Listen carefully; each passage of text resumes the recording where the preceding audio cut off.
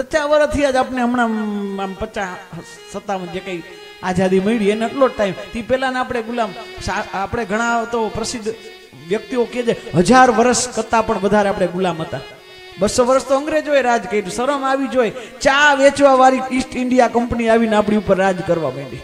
ચા વેચવા આવ્યા હતા, લ્યો અહીંયા અને અહીંયા આવી શું કામ કહે અંદરો અંદર બાજી એવા છે બજાવો રાજ કરો.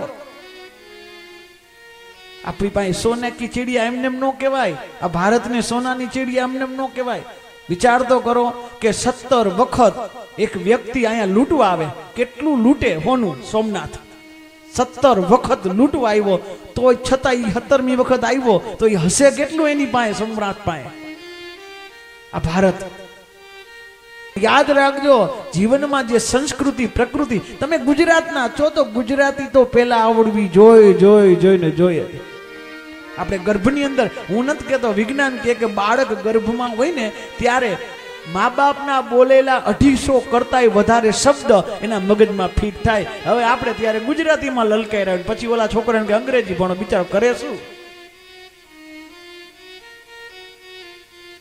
અંગ્રેજી વર્લ્ડ લેંગ્વેજ છે, પણ યાદ રાખજો એક કૃપણ ભાષા છે. અંગ્રેજી લોભી ભાષા છે, લોભી ભાષા છે. સંસ્કૃત જેટલી વૈવિધ્યતા આ દુનિયામાં કોઈ પાસે એકેય ભાષામાં નથી. સંસ્કૃતિની જે વૈવિધ્યતા છે, મને ખબર તમે એક્ઝામ્પલ વગર નહીં સમજો, તમને ભણેલા છો એટલે આવડતું હશે. મારે તમને એક પ્રશ્ન કરવો છે, ડિફરન્ટ ઓફ ઇંગ્લિશ અને સંસ્કૃત, આ બેમાં શું જુદું છે? મારે તમને એક એક્ઝામ્પલમાં આપું. તમે બધા કાકીને અંગ્રેજીમાં શું કહો? કાકીને અંગ્રેજીમાં શું કહેવાય? આંટી. માસીને, ફૈબાને, પાડોશીના માજીને, બેનને આંટી. કાંઈ વાંધો ને, બિચારા બેનોમાં તો કદાચ ન હોય. આપણે ભાઈઓ તરફ વળીએ. કાકાને શું કહીએ? મામાને શું કહીએ? ફુવાને શું કહીએ? અને બાજુવાળાને અંકલ. છોકરા કે ને અંકલ. વિચાર કરો, બાજુવાળામાં ભેદ નહીં, ફુવામાં ભેદ નહીં, કાકામાં ભેદ નહીં, બધામાં એક જ છે. કારણ કે આની પાસે છે નહીં, આ લોભી છે. અને આપણી સંસ્કૃત, મામાને શું કહેવાય? માતુલ. ખાલી શબ્દ નથી આપ્યો સંસ્કૃતમાં કે માતુલ આપી દીધો. માતુલ, મામાને એટલે માતુલ કહેવાય. માતુલ્ય છે, જે માં જેવા છે ને મામા કહેવાય. આ સંસ્કૃતનો આપણો વારસો છે.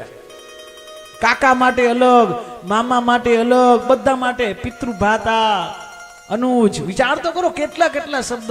સાહેબ પાણી માટે પૃથ્વી, આ પાણી માટે ખાલી આપણે જે જલ પીવી છે ને 150 કરતાં પણ વધારે શબ્દ પાણી, 250 કરતાં પણ વધારે શબ્દ પૃથ્વી. આ બધા માટે એક એક વ્યક્તિ, એક એક વસ્તુ માટે 300 શબ્દ સંસ્કૃત પાસે છે, અને એ પાછા અલગ અલગ.